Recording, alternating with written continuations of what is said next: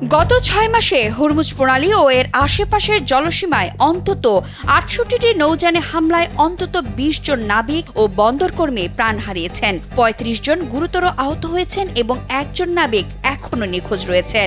ইরাকের সংবাদ মাধ্যম শাফাক নিউজের তথ্যানুযায়ী গড়ে প্রতি ২.৫ দিনে অন্তত একটি জাহাজ হামলার শিকার হয়েছে। ইরানের সঙ্গে যুক্তরাষ্ট্র ও ইসরায়েলের টানা ৬ মাসের যুদ্ধে বিশ্ব জ্বালানি পরিবহনের মূল ধমনী হরমুজ প্রণালী সবচেয়ে ভয়ঙ্কর যুদ্ধক্ষেত্রে পরিণত হয়েছে।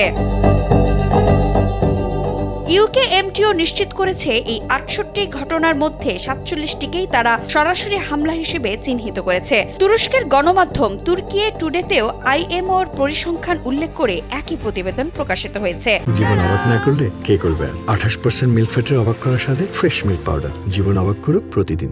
আক্রান্ত নৌযানগুলোর প্রায় অর্ধেকই জ্বালানি তেলবাহী ট্যাঙ্কার। এছাড়া আক্রান্ত জাহাজের মধ্যে ২০% কন্টেইনারবাহী এবং ১৫% বাল্ক ক্যারিয়ার। হামলায় সবচেয়ে বেশি ক্ষতির মুখে পড়েছে লাইবেরিয়ার পতাকাবাহী জাহাজ, যা ১৩টি ঘটনার শিকার হয়েছে। এরপর পানামা ও মার্শাল দ্বীপপুঞ্জের 10টি করে এবং ইরানের পতাকাবাহী 4টি জাহাজও ক্ষতিগ্রস্ত হয়েছে বলে ফরাসি বার্তা সংস্থা এএফপির বিশ্লেষণে উঠে এসেছে।